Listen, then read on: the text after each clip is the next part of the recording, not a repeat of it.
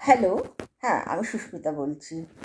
দেখুন, আমার অভিজ্ঞতার বলে আমি যেটা বলছি, প্রচুর ফ্যামিলি আছে, অর্থাৎ পরিবার আছে, যেই পরিবারে কোনো না কোনো মানুষ মানে রাজনীতি বা পলিটিক্সের শিকার হয়, এবং সেটা বেশিরভাগ হয় বাড়ির বউয়েরা।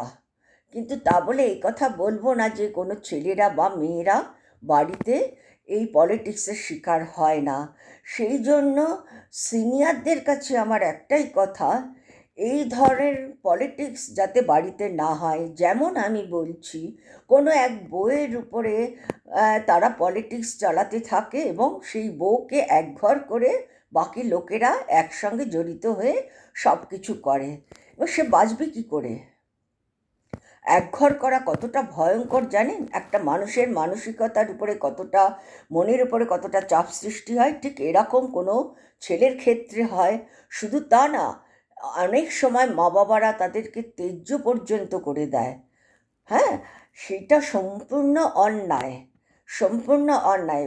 বাড়িতে মা বাবাকে অনুরোধ করছি যে আপনারা পরিবারের মধ্যে কোনো পলিটিক্সের পরিবেশ তৈরি করবেন না।